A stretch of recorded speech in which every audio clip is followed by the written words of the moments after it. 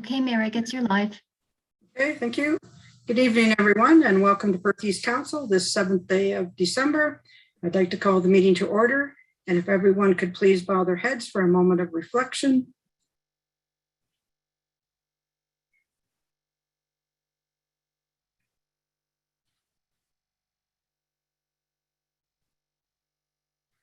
Thank you.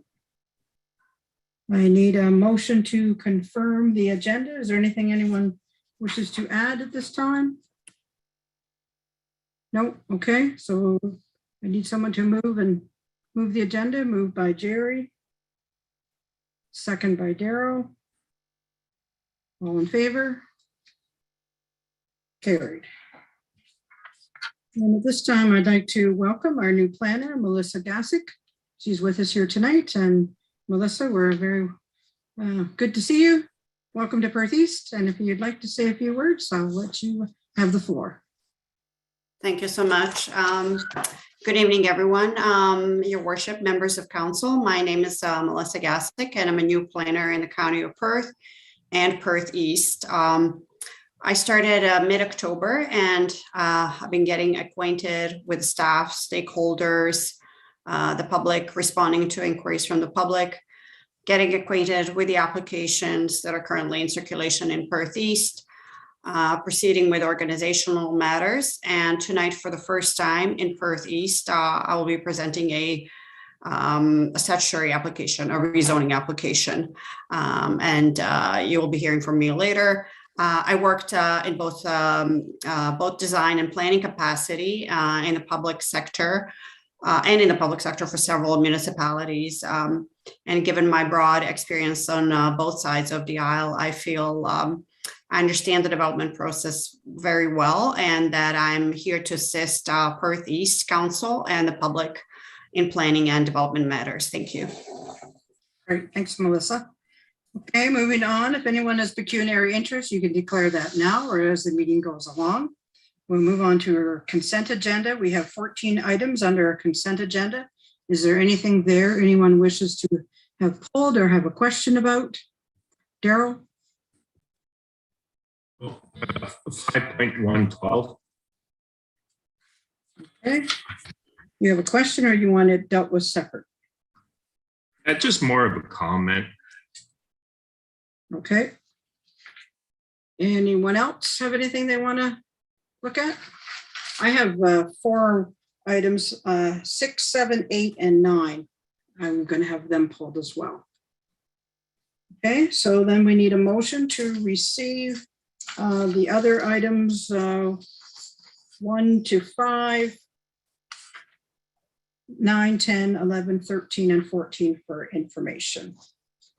Moved by Andrew, second by Jeremy. All in favor? Carried. Okay, Daryl, you're next. What would you like to add?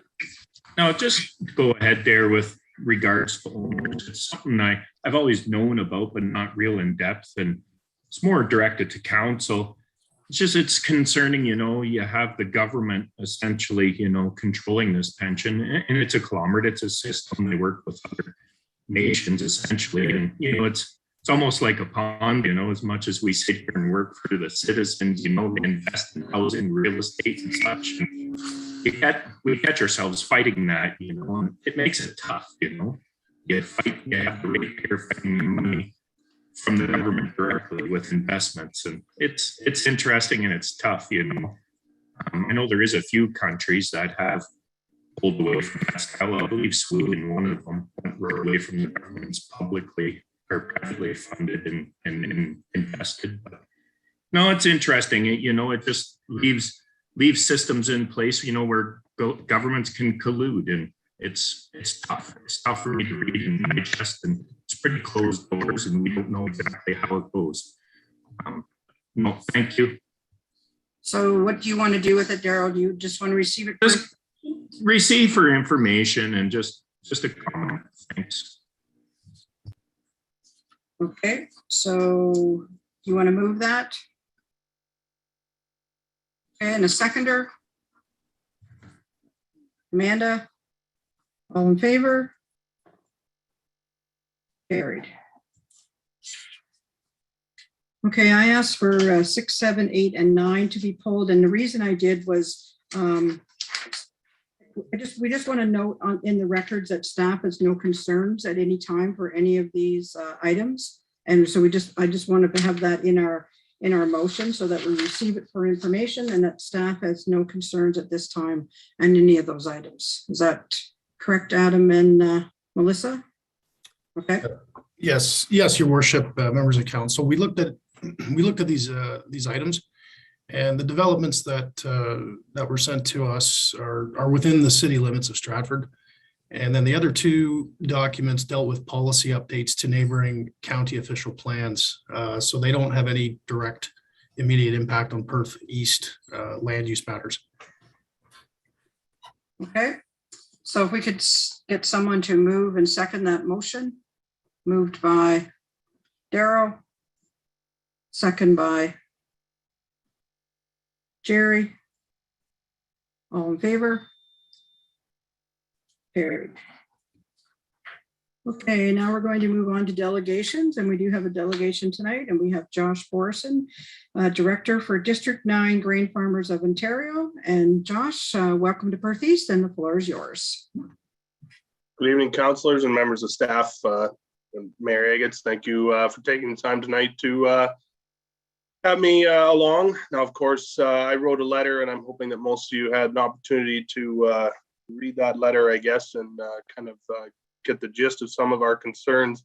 Just prior to the meeting here tonight, I spent some time reviewing the documents that were sent out that, you know, kind of raised our concerns as farm producers in the county or in the township here as well. A lot of them kind of circled around a lot of assumptions that were made and a lot of presumptions that were put into these reports that were sent out, and then subsequently the surveys and then the information that I think either is or will be before you soon. Some of those things being survey results or maybe impressions of the public, and a lot of that, our concerns kind of stem from, you know, the results of the survey. Over 65% of them were likely or are urban dwellers. And less than 34% of the survey respondents were actually, you know, members of the public who are in their prime, if you will, in terms of jobs creation, growth, especially in the farming community, right? When most of the people are getting on into retirement age, responding to these surveys, it gives us some concerns because these are the people who, while valid as every person is, haven't got the understanding of actually being involved in the industry and understanding the growth and the potential and the costs, et cetera, that go along with these things. Some of the biggest concerns I saw were in the results, I think, presented to council, hinged around the fact that there was assumptions around greenhouse gas reduction targets being met with so much of something happening. In case of agriculture, one of the biggest ones that came out was electrifying farm equipment. And while this might be a novel goal and something to strive for, the assumptions and the premises put forward are bad at best and atrocious at worst. The ability for farmers to electrify tractors is decades out in an effective manner. At this time, its potential maybe on very small scale, or maybe in an urban setting, or even in a research setting. But right now, our grid couldn't support it. And the irony would be that we'd likely resort to diesel generation on farm to power an electric tractor, which seems rather moronic at best, I think, in my opinion. So I'm concerned with the data set being presented to council without any of the background or any of the understanding. A lot of the background or information that was presented to survey respondents said that organic production was the way of the future and things along these lines. And I won't argue or debate that tonight. That's not why we're here. But it doesn't take a holistic view of where agriculture is here, especially in Perth County. We're very progressive here, in my opinion. A lot of farmers are striving to do our best, but a lot of the targets and the goals in here are looking at short-term results, hopefully, and agriculture moves at probably one of the slowest paces globally there is. We work in year basis. In 1 year, we'll look to make an improvement or a change maybe in the spring, and we won't know the results of that until the year is concluded. And then we have to start over again next year with what we've learned. So just taking a look at this from the agricultural side of things, the proposals in here also completely lack any cost benefit analysis or any cost basis whatsoever. So to electrify farm vehicles, there was a discussion around potential incentives. Well, at what level does the county have the ability, or the township rather, even to fund these incentives? And who gets the funding? And who determines that they should or shouldn't get the funding? This is federal, almost in a lot of ways, and provincial certainly at the very least. And to ask our township to make sweeping changes here with poorly based data, in my opinion, and then with unknown costs also associated with that, it's great to have grand gestures and goals, but I don't know what council can actually do with this, with what is before you now. I don't understand the logic of it, and I don't understand the cost benefit analysis that was never even done, it looks like, at best. I haven't seen anything to show me that it was. An example would be that the questions were very leading on the survey. You know, how difficult is it to upscale? And it says scaling of some things is not going to be difficult. But I don't think that information was ever presented from a basis of understanding of actually how difficult it may or may not be to scale. Growing cover crops on a farm, probably easily scalable and probably good for the environment.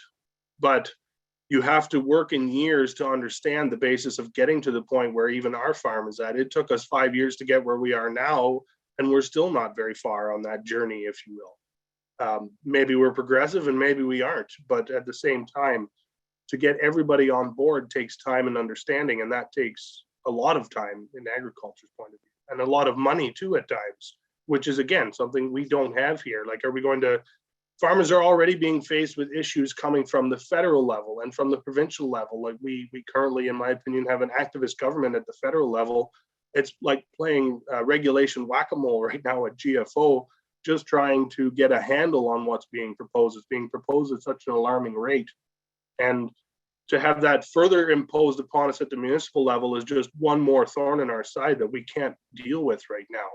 I think the municipality has other priorities. Certainly our road infrastructure and everything that we use on a daily basis is very important. And the intent of going through the motions on this climate plan is merely to tick a box for funding, because it does feel like that the council is being held over a barrel in some ways with the federal government currently, and maybe even the provincial one to a certain extent as far as funding availability to them. I understand the premise of going through the motions, but I would like this to basically fall flat and stay where it is, unless I don't know what even you can do to achieve more.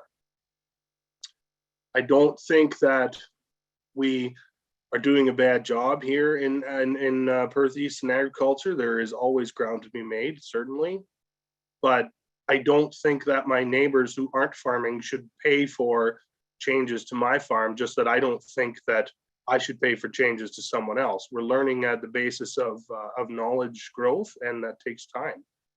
And we're already facing climate challenges, I guess, if you will. It seems this is one of the wettest Novembers in my recent memory and in most memories, but we've faced adversity like this over years and different years. It was the driest summer we had in 2012, and I'm sure we'll run into challenges, but we always have a way of carrying on as well. And having another alarmist thing pressed upon us isn't going to help us in that case.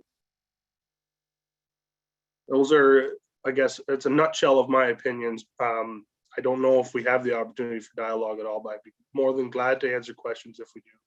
And if we do not, my request would be that council table this plan, or at least set it aside, or at minimum ensure that it was done properly. And I think it was rushed from the outset. We, as I detailed in my letter, we had issues even trying to get input on this issue. And I don't think that the input has been concise and clear enough, certainly not from agriculture, given the demographics of people who responded to the survey.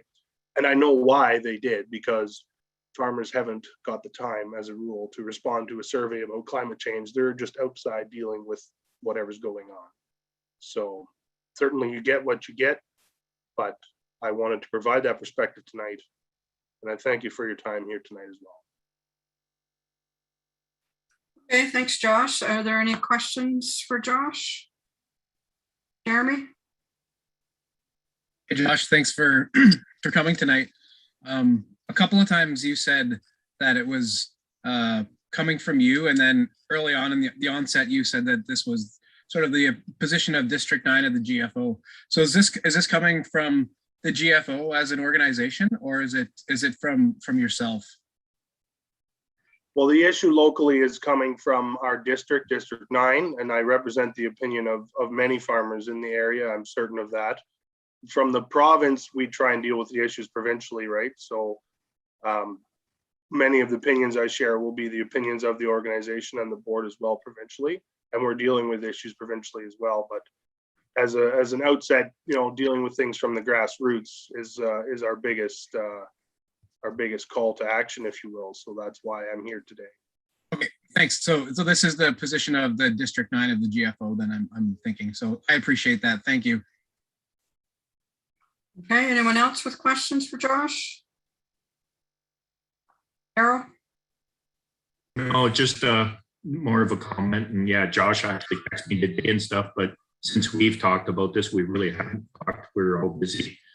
And again, that was my concerns as well as fast moving. And it's a lot of fast moving programs around the world right now. And I don't want to play politics, but we look at our southern neighbors, there's a lot of huge infusions of cash. $1.4 trillion in there a few weeks ago, and it all stems and pushes agendas, right? And it's tough, and we're caught in this, and we're caught in crosshairs. It is concerning, and us as council too, we got to look at this when we go forward. And I look at what Teresa provided us with there, just the backdrop in the history, what Perth East has done. We are looking at actual usage and consumption, and since we're always snooping and peeking and things. It still concerns me greatly as well, and we're going to as well have concerns with who filled it out and how. And it just happens when you have big urban cities too, right, around us that are involved in the same program. But we'll go forward, and we definitely got to keep our eye on this. And that's all I have to say. Thanks for talking, Josh. Okay, Andrew? Thank you, Mr. Morrison, for coming. It was a good education for someone like me who's not in the agriculture business. Some of the comments in your presentation tonight in your letter were things that I absolutely never considered. So, what I'm hearing is that you feel that the grain farmers and agriculture in general in Perth East is underrepresented in the study. Would that be a fair statement, or is that your opinion? It is strongly my opinion, yes. Okay. Given some results I've seen and some notations made in some presentations, yes. Okay, thank you. I just wanted to be clear on that. Thank you. Okay, Amanda? Just more so a comment. Josh, thank you so much for coming before us. It's so important to hear from farmers like yourself. We know that farming and the agribusiness industry represents a huge employer of the Township of Perth East. So you guys are really important to hear from. I would agree that some of the scope of the report that was brought forward council is perhaps out of touch. I know that the coordinator is working really hard with staff to revise that report, and I hope that the letter that you sent to council can be passed on to the coordinator, because I do think that's really valuable information. So just once again, just want to thank you for coming before us. And I think that, you mentioning some of the burdens that farmers are already facing at other levels of government, certainly, we don't want to stand in the way of that here at the Township of Perth East. So we will certainly keep our eye on this when it's brought forward again, the revised version. So thank you very much. Okay, Okay, anyone else have any questions, comments? If not, thank you, Josh, for coming and presenting tonight, and we will deal with a motion when we get to new business on how we're going to proceed. So thanks again for coming, and I hope you have a great night. Thank you, Mayor Agates and councilors. Thank you. Okay, now we'll move on to public meetings and hearings, and we do have one of each. And first, we're going to go to our public meeting. So I declare this virtual public meeting to be open. This virtual public meeting is being held to consider a proposed zoning bylaw amendment affecting property currently owned by Stephen and Jeanette Gerber, concession 15, lot 12, Ellis Ward, 4460, line 52. This virtual meeting is an opportunity for the township to advise the public of the purpose and intent of the amendment and receive their input prior to considering adoption of an implementing bylaw. If a bylaw is adopted to implement the zoning amendment, a notice of passing will be forwarded by prepaid first-class mail to various agencies of interest and others who have requested notice. An appeal to the local planning appeal tribunal objecting to the adoption of the bylaw may be filed with the clerk not later than the date stated on the notice. Any person attending this meeting who wishes to receive written notice of a bylaw passed to implement the amendment is asked to give their name and mailing address to the clerk following this meeting. No written notice except as previously noted will be given unless requested by email following the meeting. Due to COVID-19, public meeting procedures have been adjusted to adhere to provincial guidelines for holding electronic meetings. Any person who wished to be heard regarding this matter was asked to register prior to this meeting by the deadline of Monday, December 6, 2021 at 12 noon with the municipal clerk. I will now call on Perth County Planner Melissa to present the planning report and recommendations. Melissa, the floor is yours. Thank you. I will just share a quick presentation. PowerPoint presentation.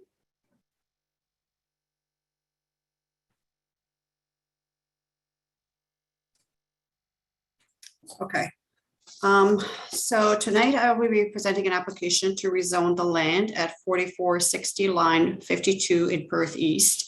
The image on the right-hand side shows the extent of the rezoning amendment and the accompanying Schedule A of the Perth East zoning bylaw.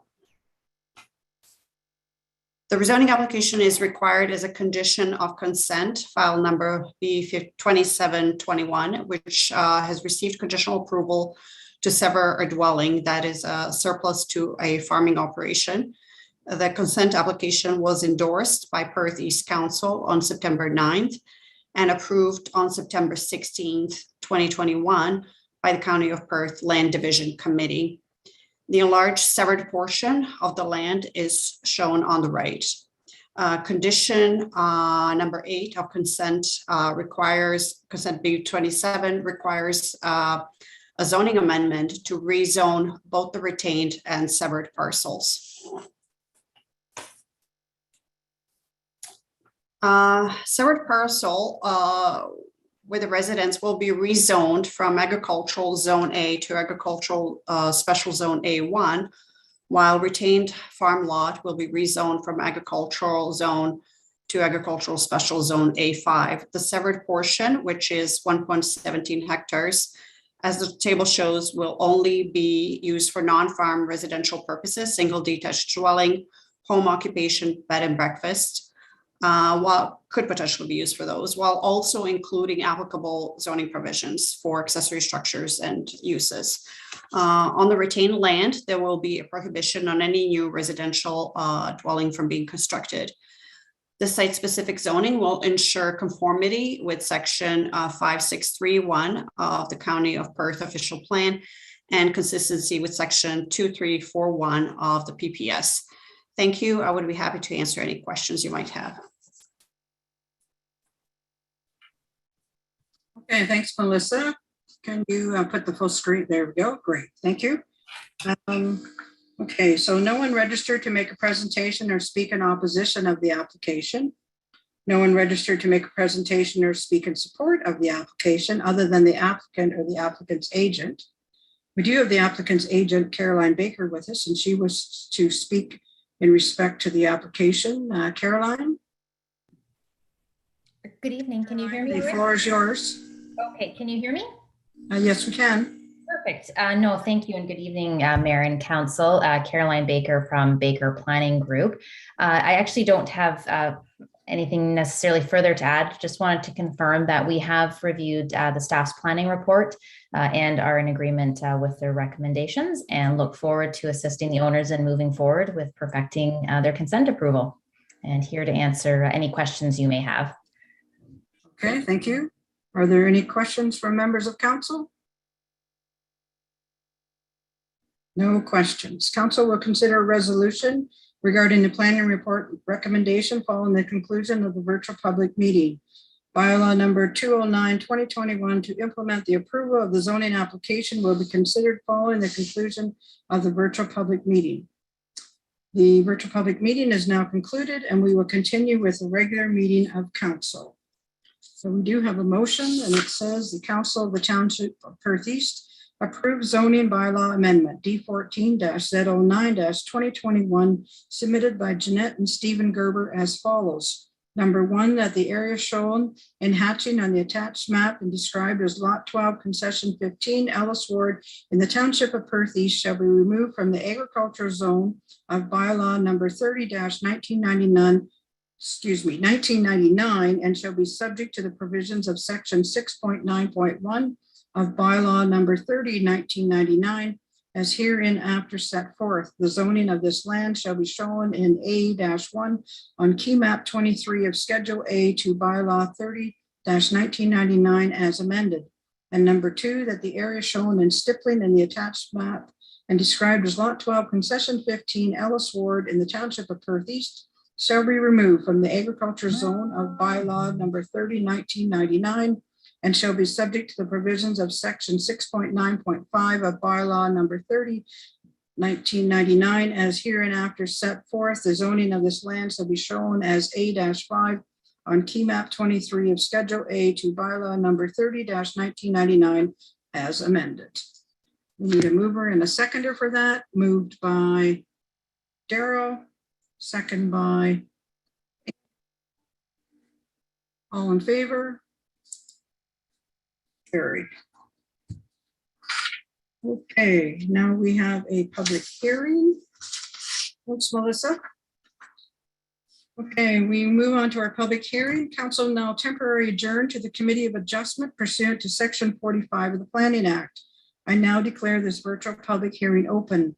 This virtual public hearing is being held to consider an application affecting property currently owned by Hampstead Poultry, Inc., and described as part of Lot 19 and 20, Concession 19, Northeast Hope Ward, 5131 Perth Road 107. The purpose of this hearing is to give the committee and the public an opportunity to hear all interested persons with respect to the proposed application and receive their input, and for the committee to make a decision on the application. All persons attending this hearing will be given an opportunity to be heard or make a presentation. Committee members may ask questions for the purposes of clarifying the application, but are asked to withhold comments on this application until all present have been given an opportunity to be heard. Due to COVID-19, public hearing procedures have been adjusted to adhere to provincial guidelines for holding electronic meetings.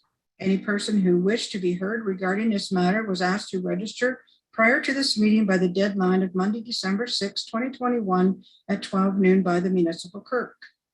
Any person who wishes to receive written notice of the decision made by the Committee of Adjustment is asked to email their name and mailing address to the Secretary Treasurer following this hearing. An appeal to the local planning appeal tribunal objecting to the decision made at this hearing may be filed with the Secretary Treasurer not later than December 27, 2021. No written notice, except as previously noted, will be given unless requested at this time. I will now call on Planner Adam to present the planning report and recommendations. Adam, the floor is yours. Thank you, Your Worship, members of committee. Good evening. And I'm going to share screen and walk the Committee of Adjustment through some images and some maps on this application. And I trust everybody can see the air photo with the notations. Okay. Yes, we can. Okay, thank you. So the subject lands are located at the southeast corner of Perth Road 107 and line 47. And this is a 150-acre poultry farm, which also has cash crop. The property has a single detached dwelling and various outbuildings. This part of the lot is planted with conifer trees around the creek. And the south part of the lot has, there's a fairly substantial bush lot there with some water courses running through. The balance of the property here is cash cropped. And this is the existing poultry barn. I have a notation here to the Hampstead Cemetery. I did send out an email earlier, and I trust council received the updated map that just showed that the Hampstead Cemetery property boundary in our GIS needs to be updated. It shows the lot as being a rectangle up here, but it actually extends south to take in this grassed area. For the purpose of this application, the north part of the lot where the cemetery is zoned institutional, and this part of the property down here is in the agricultural zone. And so this fairly busy sketch here is showing the minimum distance separation to setback requirements. So the Hampstead Poultry hired a MDS consultant to do some SketchUps. So the poultry barn expansion, it's basically being doubled in size. There's a connection between the two barns. And this expanded barn needs to be 311 meters from the boundary of the institutional zone here at the cemetery, which is actually the whole grass parcel here. So the two minor variances, the first one is to the proposed manure storage shown in this green square. And the applicant has proposed to go 260 meters to the cemetery. The requirement's 311. And the poultry barn closest corner is 281.9 meters, where the requirement's 311. So the variances, I'll give them in feet, I guess. So the barn has to be 925 feet, and they're going to be short 95 feet. And the manure storage has to be 853 feet. Sorry, let me back up a sec. Both facilities have to be 1,020 feet. The barn will be 925 and the manure will be 853. So that's 168 feet closer. In discussion with the owner, we did talk earlier in the fall, and I had asked about locating this barn. It would have to be further west, obviously, to meet the 311 meter setback.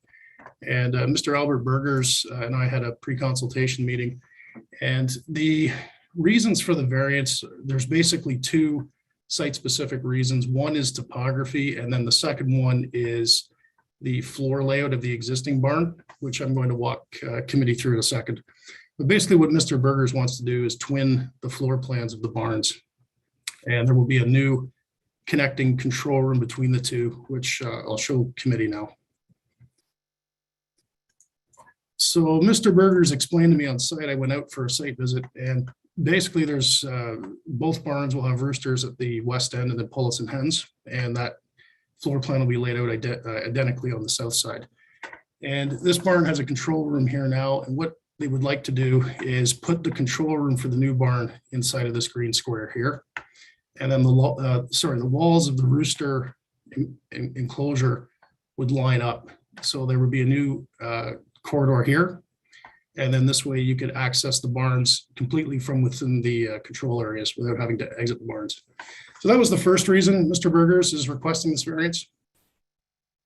If the barn was to be located further west, obviously the floor plans would not line up, and it would require him having to put a new corridor through the housing areas in the pullet area, which he indicated would be very difficult.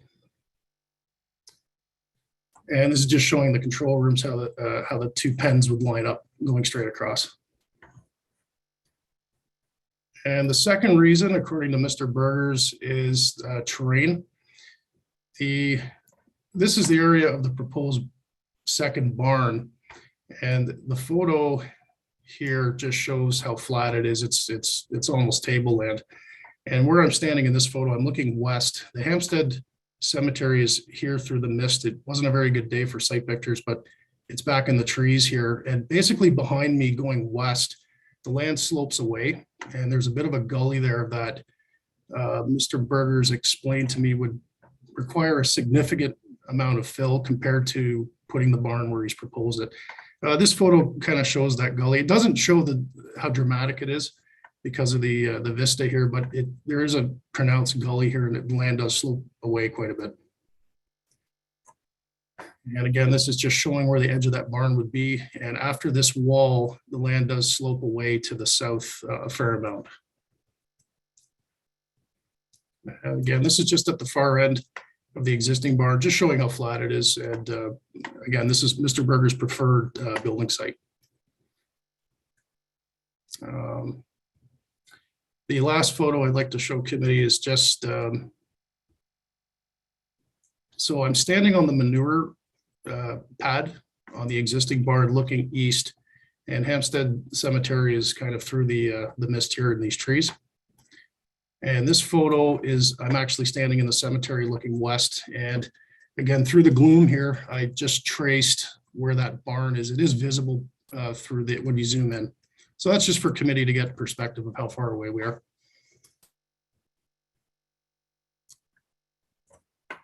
Okay.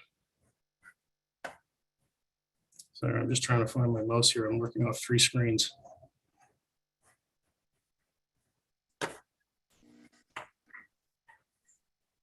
Sorry, just bear with me. Okay. Yeah, my mouse is, I've lost track of it. Oh, there we go. Great. Thanks, Adam. Okay, so staff have reviewed the application in accordance with the 4 tests of variance. Staff have no objection to the application, subject to the conditions in the report, and we are recommending approval. And I would be happy to answer any questions that committee may have. Oh, and just, I can add one more thing. The Hampstead Cemetery Board did send correspondence indicating that they have no objection and support this variance going closer to the cemetery property. Thank you. Okay, thanks, Adam. Mr. Tom Drake has registered to speak in opposition. Mr. Drake, welcome, and the floor is yours. Hello? Hello. Yeah, hello, can you hear me? Yes, we can. Okay, well, as probably people know, I have the property to the north of the proposed barn. And I talked to a planner last week, but I didn't get the information that I required to decide how this barn was going to affect future plans for my farm. And the relationship with this barn, the number of setbacks for a house, for instance, is different than from a barn to a house. And that's not published with the circulation that you sent out to the neighbors. So that's information that is important and is missing. And also there's questions as to what kind of manure and volume is going to be there and where it's going to be spread. Is it going to be just on the 150 acres that they own, or is it going to have to be trucked away? And is there going to be a nutrient management plan, which we don't have a copy of, to see where the manure is going to go and how dense it's going to be put on this particular farm? So those are some questions that I had that I would like to have answers for. The other thing that kind of is interesting is if a new barn was put up, what happens to the houses across the road if they are ripped down and have new ones be put up? They would have to be farther away from the barn. Would that not be according to new rules? So if I want to put a house up on the other side of the road, how many feet would I be away from this particular barn? And another question that I would like to ask is, can the usage of the barn change without notification? For instance, what if they decided someday to put pigs in there and modify it? Would that then change the setback rules? So I'd like to have a bit of more information on that kind of setback stuff. So earlier on, the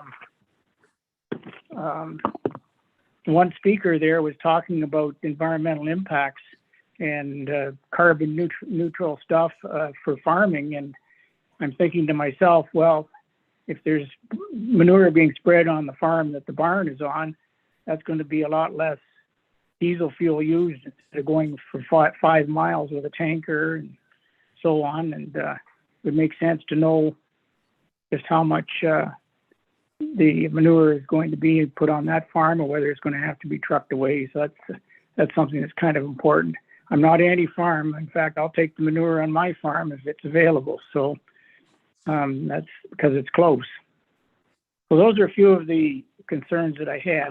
I also had one other question about the manure pit, and wanted to know whether it was going to be manure storage, whether it was going to be covered or not covered. I don't believe the current manure storage place is covered, and then wondered if there was coverage planned in the barn design for the manure storage. And also wondered, until I heard the presentation, but does the manure storage have to be at the same level as the barn floor, or can it be lower, in which case it could be on the west end of the barn at a lower level, and then you wouldn't have to even worry about the manure storage and the setback to the cemetery. So those are my main concerns.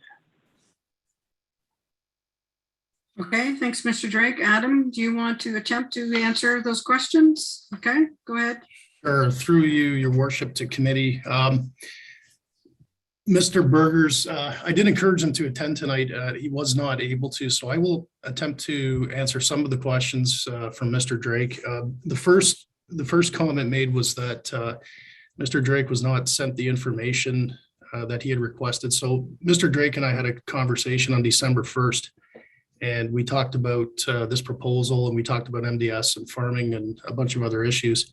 I did send Mr. Drake an email the same day, and what I did is I did a hypothetical MDS1 calculation, assuming that Mr. Drake wanted to build a house on the farm property. And I guess I'll just share a screen for committee again. I did a sketch here. Well, And unfortunately, I didn't get your email. That's the first problem. yeah, I did send it out I sent it to the email that you had given me, and it didn't bounce back. So I got the email address correct. I don't know how it didn't get to you. Can committee see this, the air photo here?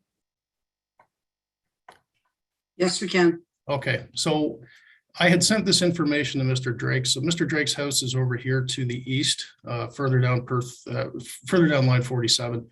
So in our conversation, Mr. Drake indicated that in future he may wish to build a house, and he had indicated probably halfway back from the road between the creek up here at the north and the road.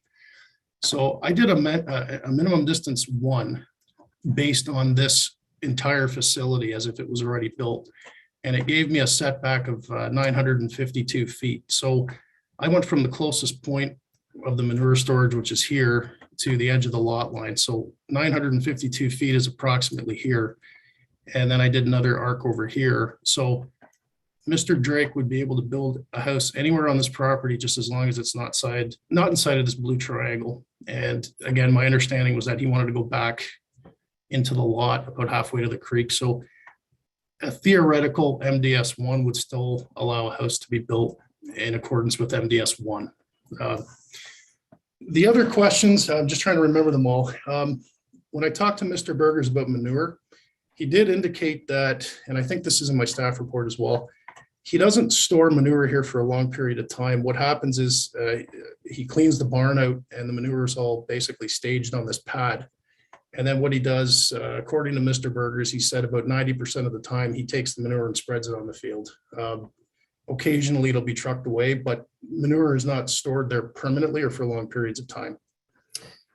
The other question about the nutrient management plan, Mr. Burgers indicated to me that he wanted to go forward with the variance to see if he would be successful before he invested in more concrete building drawings and go through the expense of the nutrient management plan. But if this application is approved, and I know our chief building officials here, a nutrient management plan for a livestock facility would be required. Just going to stop sharing screen here. Yeah, Adam, just sorry, just a heads up. Mr. Burgers is in attendance tonight as well. Oh, is he? Okay. And yes, and if he is available to answer any questions. Okay, perfect. Thank you, Eric. Sorry, my mouse has gone AWOL again.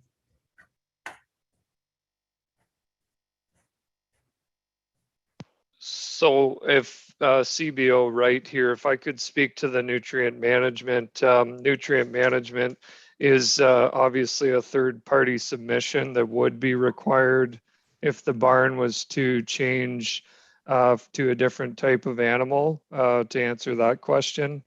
And also the MDS one is also a third-party submission, so it would also need to meet the requirements in addition to the variance that's proposed.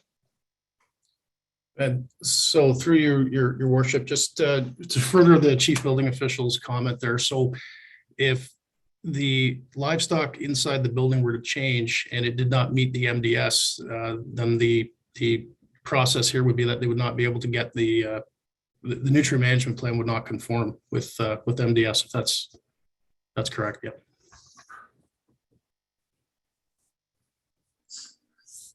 So can I ask a question? Sure. Mr. Burgers, do you have the ability to spread all the manure when you have this new barn up on your own 150 acres, or will it have to be only done for so long and then you'll have over nutrients in that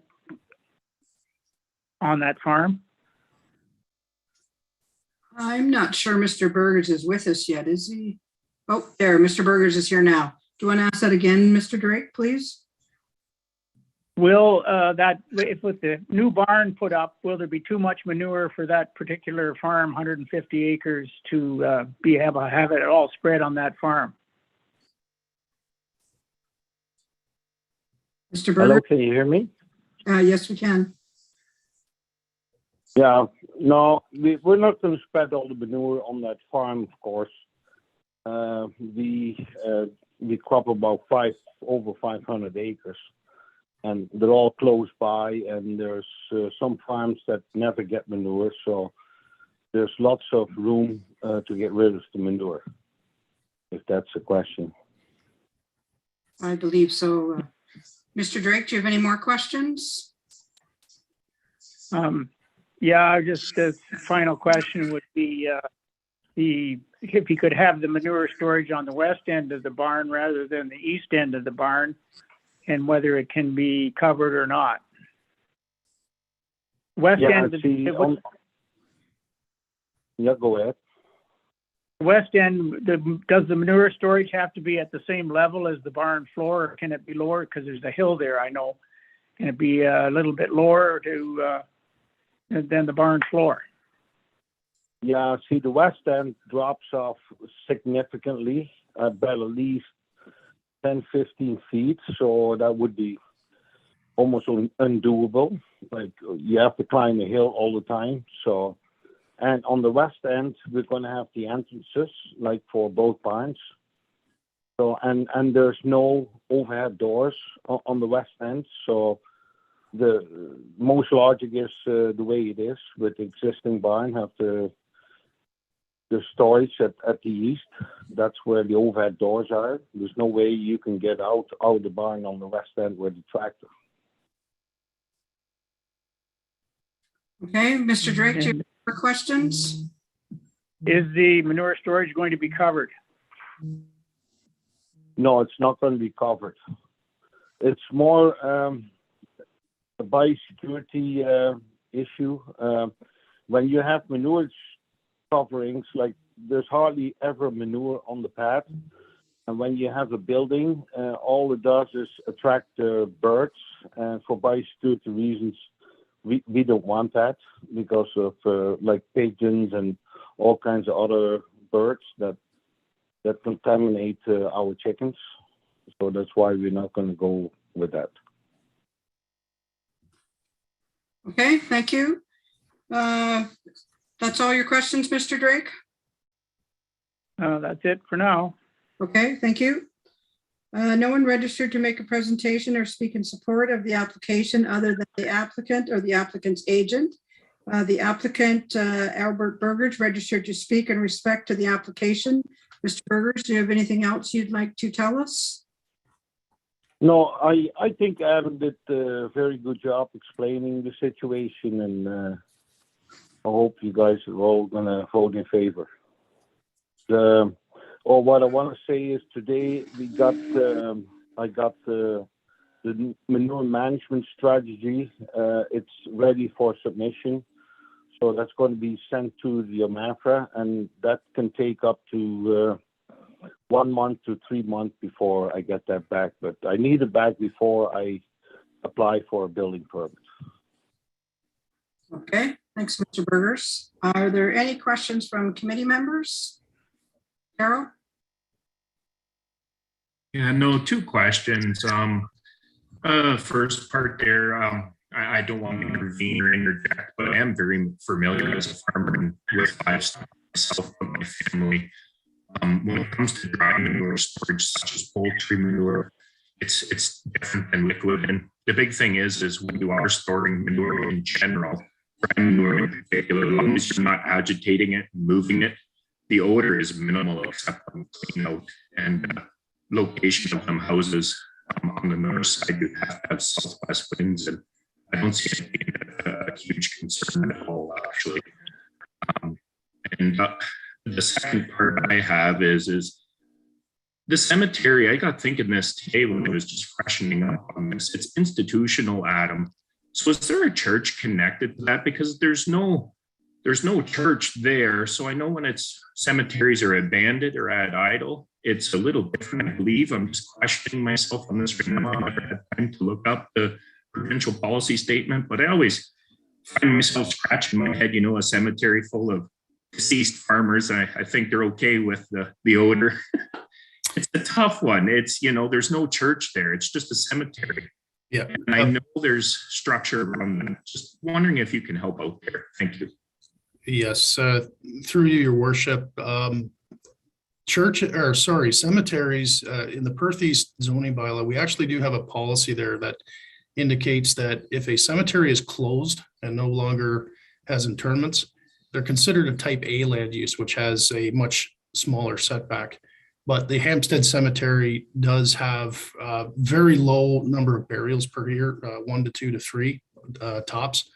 So it is an open cemetery and it has that institutional zone. So we have to consider it a type B land use, which means it has the enhanced double setback that a type A land use has.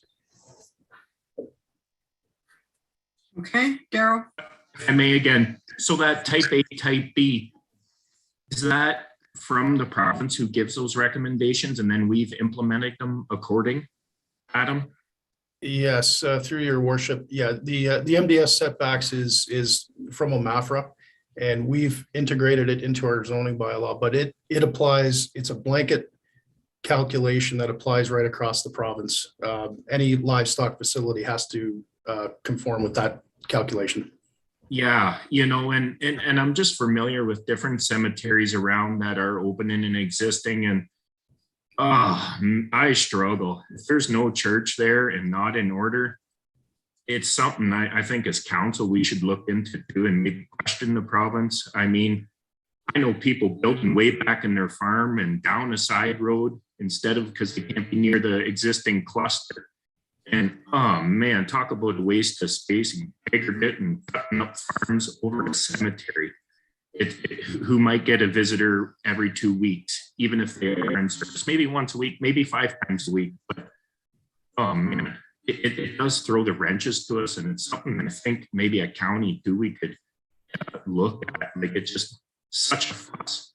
And for far as Mr. Burgers, where he's putting his barn, it's a beautiful, beautiful location. It's a natural fit, and that's all I got. Thank you. Okay, are there any other committee members who have questions?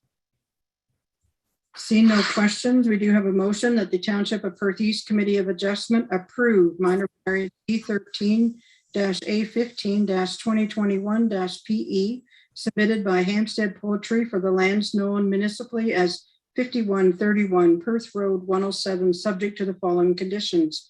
Number 1, that the minor variance only applies to the proposed agriculture structure consistent with the application drawing. And number 2, that the owners obtain the necessary building permit within 2 years of the approval of the minor variance. We have a mover and a seconder, moved by Jeremy, second by Daryl. All in favor? Carried. I declare this virtual public hearing closed. Okay, we'll move on in our agenda to reports. We have no report from planning, none from the CAO. Thank you. Pardon, Teresa? No, no reports. Thank you. Okay, thank you. No reports from the clerk. Finance, we have, first one is the annual borrowing bylaw.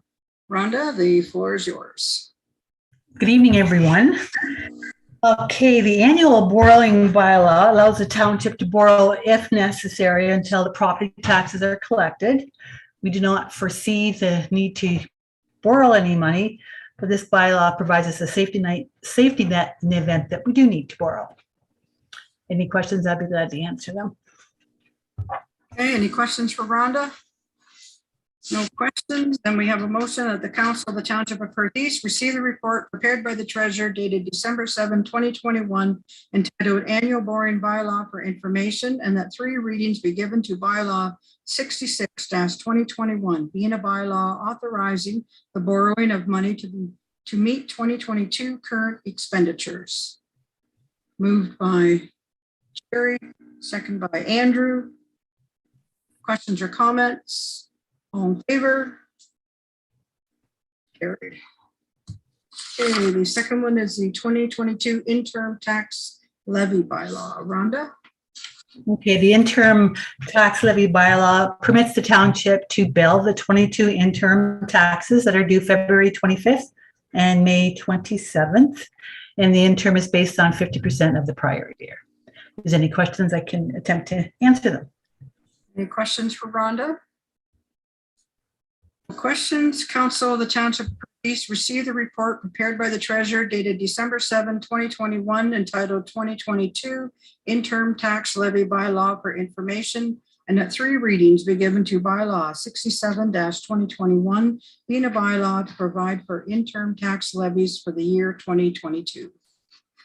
Moved by Jeremy, second by Daryl. All in favor? Okay. And the third report is the annual investment report. Rhonda? Okay, the annual investment report lists the township investment vehicles and the amounts invested. And as noted in the report, the interest rates range from 1.5 to 2.55% on the fixed rate investments. We have investments in principal protected notes as well. Those are laddered and they have maturities from from 2024 to 2028. And if there's any questions on the report, I will try to answer them. Okay, any questions for Rhonda on that report? Earl? Just more of a comment. I always find it interesting these things. I mean, 1.5 to 2.5% guaranteed money. But hey, it's handy to have for us, and it's safe and all the above. So protected notes, it's pretty interesting. It's something I never knew much about prior to this. So it's good though. Yeah, it is what it is. It's a good little system. Thanks. Okay, we have a motion that the council of the Township of Perth East receive a report prepared by the treasurer dated December 7, 2021, entitled Annual Investment Report for Information. We have a mover and a seconder. Moved by Amanda. Second by Andrew. Comments or questions? All in favor? Carried. Thanks, Rhonda. Do you have anything else? No, nothing. Thank you. Okay, thank you. We have nothing for Public Works. No reports for building. No reports for recreation. Then we move to fire. Tender results for 1 rescue truck. Bill, the floor is yours. Great. Thank you. Good evening, Mayor and Council. My report tonight is the tender results for the Seberville rescue truck. As Council can see in the report, The tender that met our specifications came in over budget, just over $85,000. So staff has prepared two options for council to consider. Option one would be that council award the tender to Rescue Tech of Woodstock, and the project would be carried forward and included in our 2022 capital budget. By awarding the tender now, we would certainly be able to take our spot in the construction queue and hopefully have it delivered by the end of 2022, or at the worst early in 2023. As with everything else, fire truck manufacturing is backed up quite a bit. It would also allow us to lock in at the price that they've tendered. Everything seems to be getting more expensive, and certainly waiting could add other expenses to the tender. The second option that council could consider would be having staff go back and go through the specifications and see if they can remove that $85,000 from the spec. The truck was built or designed based on the needs of the Seberville station and its response area to serve that area for the next 25 years. Any major reductions in the vehicle would probably defeat that purpose, and it certainly wouldn't be an easy task. Staff has reviewed the tender and the financial impact with the treasurer, and staff is recommending option number one. And I would certainly try and answer any questions from council. Okay, thanks, Bill. Questions of the report? Daryl? So there's a chassis for this truck, a brand of some type. What is that, Bill? You know? It would either be a Dodge or a Ford. Okay. They priced it based on it would be one or the other. The chassis is probably one of the main reasons why it would be late in 2023. Speaking to some of the suppliers, this type of chassis, it could be as late as September before it would be delivered to the truck builder. Now I know we had conversation on this. I recall about considering a gas over diesel. You know, did that happen? We took your consultation into advisement, and this is based on a gas engine. The diesel is actually about $9,000 more if we were to go with that. After the joint advisory meeting where you talked about the DEF fluid, we looked at the Milverton truck and the use that it gets, and staff recommended that we go with the gas engine. I know it's interesting. Even I know paramedic in particular, we had a bad batch of diesels and they've shifted away and they're back to gas. And there's something that's rolling all the time. It was plaguing them with headaches, and the diesel movement and the DEF, it's up and down. Some companies are gaining, some are losing, but now they don't use it much. It's a good fit. Cool. Okay, any other questions? Andrew? Thanks for the report, Chief Hunter. I'm just to refresh our memories on this. Is this a replacement vehicle for existing, or is it a new unit? No, this would be a new addition to the Seberville station. Both Milverton and Seberville already have rescue trucks, but Seberville doesn't. Milverton and Shakespeare have a rescue? Yeah, Milverton and Shakespeare, sorry, and Seberville doesn't. Yes. We're all the same. We're all good. Yes. Okay. Do you think there's any benefit, Chief? I know there's timelines to bring this back to the committee and having more in-depth discussion, or are you guys comfortable? If there is, I'm not saying we should, but if there is any changes needed, it's a pretty stiff price tag, right? Like, we can blame a lot on COVID and some stuff. We got to think, holy, there's we have to still take in consideration the taxpayer. So do you think there'd be any benefit to kicking it back to the the committee, or is that just something? Going back to joint advisory committee, I don't know what, so that would, what we would get out of that. If we were going to go back and look at the specifications and bring a revised specification back, then I would suggest that that would go to joint advisory. But in discussions with the truck committee, our concerns is that we've basically designed a truck to meet the needs, not the wants of the station. So we're not just quite sure where we would come up with reductions. So I don't know what else we could present to the joint advisory committee.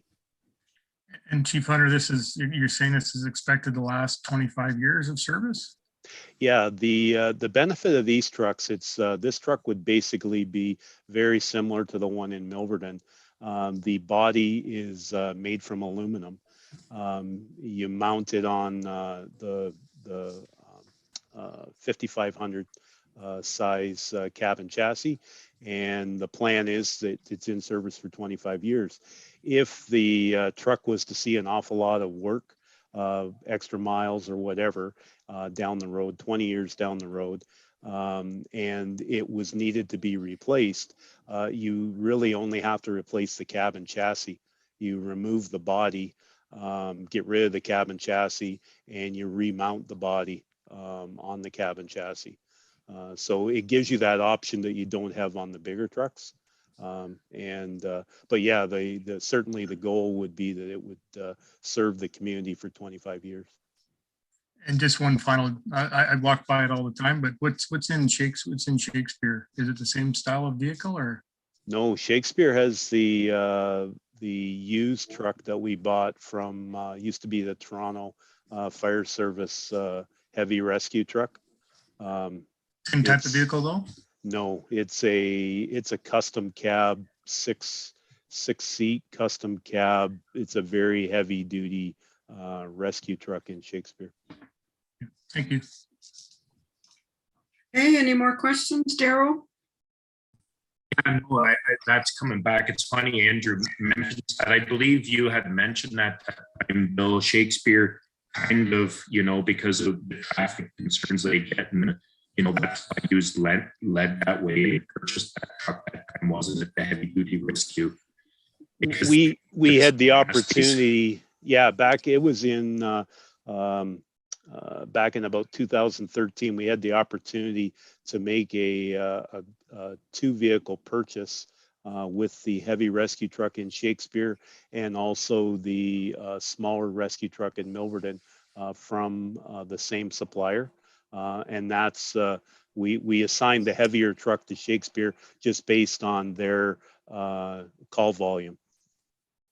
Yeah, that's interesting. I remember you having the conversation. Well, that's good. And no vehicles, and whether it's a dump truck, a tractor, anything right now, I've never seen anything in my time of explosion pricing. It's insane. I feel confident you've done your work, that you've equipped that body, that you've looked it through, and it's very interesting. It's a bit of coin, but it's nice to see. And how these new vehicles seem to last really well. So we hope for the best here, and thanks. Again, it is a price ticket, but that's good. One of the things, sorry, that I did forget to mention, in the past, the dealers, whether it's Dodge or Ford, they've always had a municipal pricing, which is basically a discount for municipalities, and that's no longer available for this size of pickup truck. Okay, any more questions, Andrew? More of just a comment. Is this vehicle going to come complete? It's not going to be missing that's a dashboard waiting on parts. I'm just hearing that all over the place. So I'm probably in the contract, but just so we're aware that that is pretty common these days. So the tender was written that it has to be delivered to the Seberville station under its own power and complete. So yes, we would make sure that it would have everything installed. Okay, any more questions? I have one, and I'm sorry I didn't get it to you sooner today. I just thought of it as we were sitting here, but the 85,000, will it come from existing reserves or will it be added on to our capital expenses for 2022? I would, if Rhonda wouldn't mind, if I could flip that question over to Treasurer Fisher. Okay, The budget for the capital will go in the 2022 budget, and it will be included in the funding in the 2022 budget, which will include existing reserves plus transfers for 2022 to fund the project. so we'll transfer the same amount. We know, like, do we have a set amount we transfer each year? Yeah, yes, we do. There's a set amount each year that increases by CPI. Right, so that shall cover this expenditure. Correct. According to what we projected for project for 2022, we should be in the black. Okay, good, thank you. Any more questions? If not, I need someone to make a motion. Council of Township of Perth East received a report entitled Tender Results for One Rescue Truck, Seberville Station, dated December 7, 2021, as prepared by the fire chief for information, and that, who wants to move one or two? Daryl?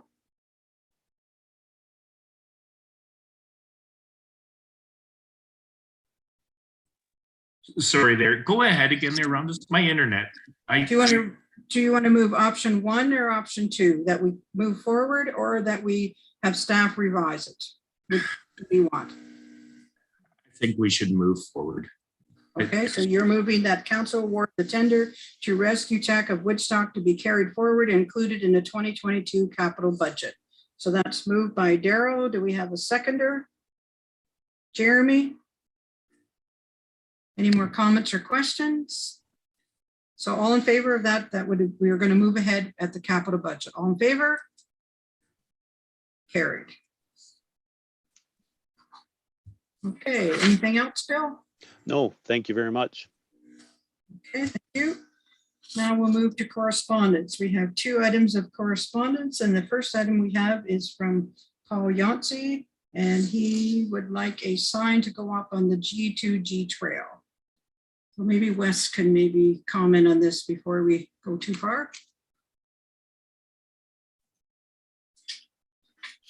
So from what I can understand from the letter is Mr. Yancey would like a sign on coming in on Mill Street East on the edge of Melverton, saying that you are now entering into Melverton. I think because of confusion with the people on the G2G trail with the bikes. That being said, the G2G trail is hoping to expand from Melverton down to line 67.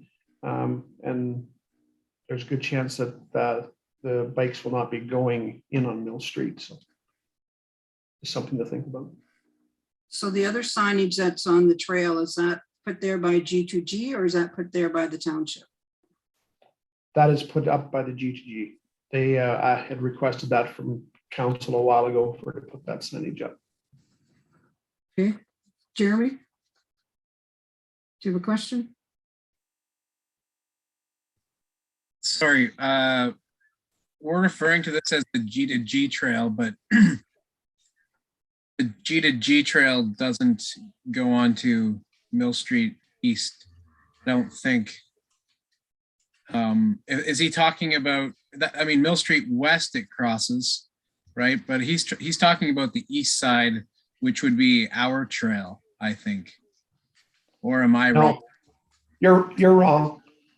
Okay. The trail now comes in on down 129 to Mill Street and comes in Mill Street, and you got to go through main intersection, and then you go down to Mill Street West, and then you get on the trail. So I should take you for a drive someday.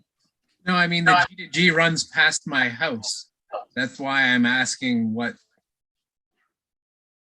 Right, the G2G trail. So you're saying it's coming down when it comes off of the Newton Road there. It's coming south to Mill Street East and then into town. That's the official G2G entrance. It is right now until they get a new trail made from line 67 up to where the trail ends on coming out of Melfordton. Right, because there's no way past that other, all right. I was not aware of that. Thanks, Wes. I know you're always happy to tell me I'm wrong. Okay, so what would you like, Jerry? So from Public Works, from Wes's perspective, it sounds like we may be wasting, if the township decided to put a sign up, we may be wasting our funds, or by putting a sign up, it's just going to get moved and changed anyway. Is that correct, what I'm hearing? That, it would be nice to have a sign for now, but we perhaps just be wasting it if they're going to start moving it. I think Wes, go ahead. My thoughts would be if the G2G committee thinks that it would be an advantage to put a sign there, then I think that, we could pass it on to them and they could look at it and see if it was something they thought they could do. Okay, so how do we do this? Township of Perth East Council received the correspondence from Paul Yancey, received November 23rd, 2021 regarding posting a welcome sign on the entrance sign into Milverton on the G2G trail for information, and that we refer the letter to the G2G committee. Yeah. Is that okay? And you're moving that, Jerry? Yes, I would move that. Thanks, Mayor.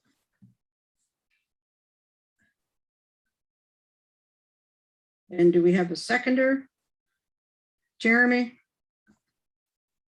Okay, so we'll send the correspondence on to the G2G trail.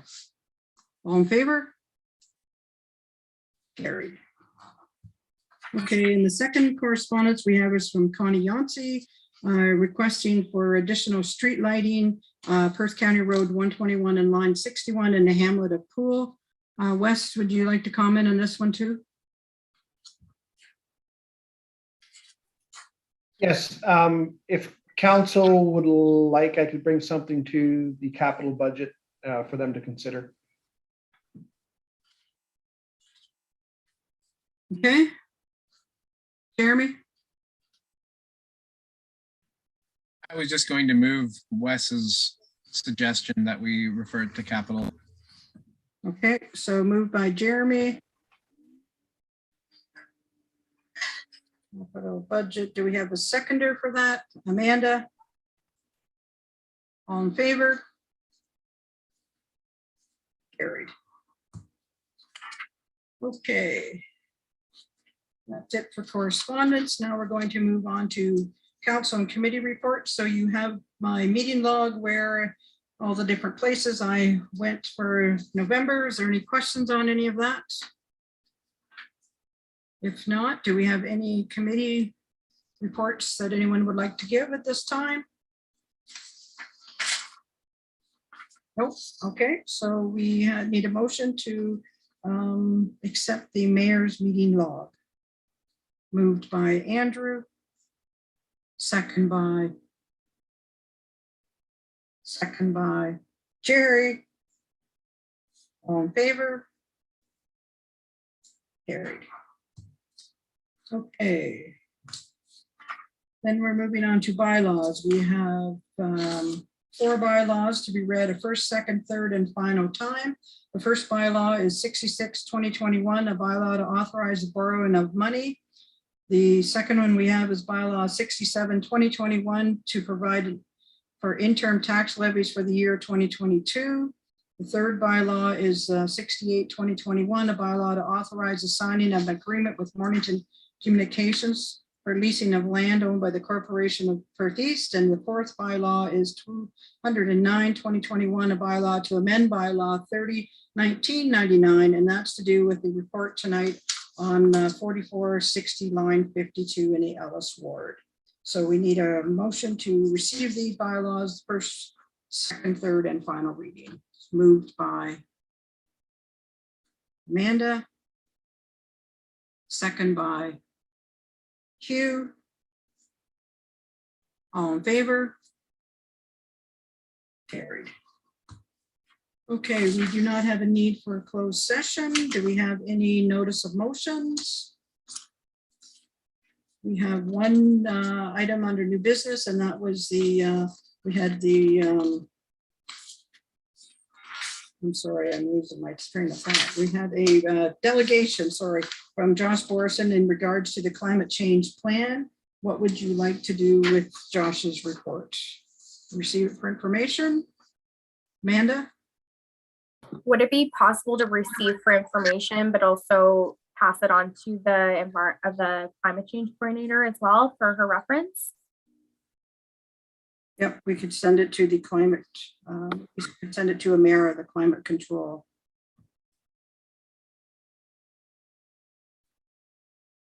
And you want to move that? Yes, please. And a seconder? Jeremy? So the motion is the council of the Township of Perth East receive the presentation from Josh Borison, Director, District 9, Grain Farmers of Ontario, regarding the climate change plan for information, and that this letter be sent on to our climate control coordinator, Amara. Okay, all in favor? Carried. Okay, anyone else have anything under new business? Daryl? It's more of an announcement, just in regards with Road 107 there with the speed limit change in Shakespeare, Rhonda. Should I do that now? Remember county there, we had the speed changes that are occurring in Shakespeare in regards with the school. Right, can you just move a little closer to your computer though when you're saying it, because you're breaking up. But if you want to something about that. Can you hear me now? Good. The best. Isn't that funny, eh? Huh. You know what I'm talking about there, Rhonda. Yeah. Perfect. Yeah. Perfect. Don't move and talk. No, I've been meaning to get a hold of Andrew there, and I think we will probably, or we should do a media release on this with work with the county a bit. We're doing some speed limit changes on the north side of Shakespeare there, to 50 and extending it out. Basically to Mr. Littner's there. They did quite an involved study there and came up with, basically they're coming in there pretty hot. So we're going to drop the speed limit, extend the zone out, the 50 kilometer zone out farther.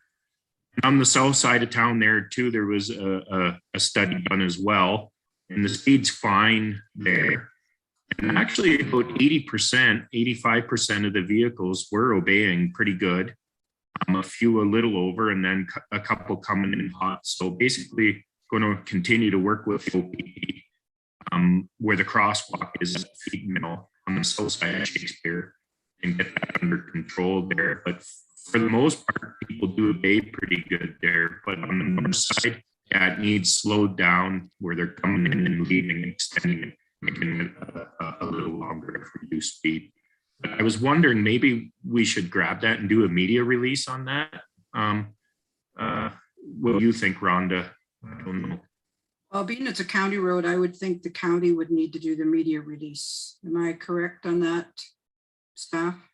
Yeah, it's their road. I know it's in our municipality, but it's their road. So I think we'll get the county. If you want the county to do a media release, they would be the ones to do it. Just a verbal if staff could maybe push towards county, because I never got around to it that day, and it'd be maybe something if we could ask of that from council. Just a quick verbal. Yeah. Well, you could send John McClelland an email and ask him if I know they did. They sent the reports to Perth East staff. They have them, and they kept Mr. Arnott informed too of what was going on because he was asking the questions. So they kept him up to date on what was going to happen as well. So. Okay, yeah, maybe it's something that report actually is just to the council too. It well done report how multiple work with the OPP and air traffic snitcher, if you would, and no, it was pretty good. Yeah, we could send that report out to all the council members so they can read it and so they're up to date. What's brought up. Bill Wilson was pretty involved in that too, and no, they did a real good job. Okay, we'll have staff send that report out. So thanks, Daryl. Andrew? Thanks to my county councilors for running with that. So was that a wider scope report or just that section of road due to the complaints? Pretty wide scope, actually, both ends, and it took some good time there, Andrew. No, thanks very much for driving that. Yeah, the OPP were involved, the county was involved. They took their data and then they came back with a report. So we'll make sure that everybody gets a report. And so you know what was involved and what was brought towards county council.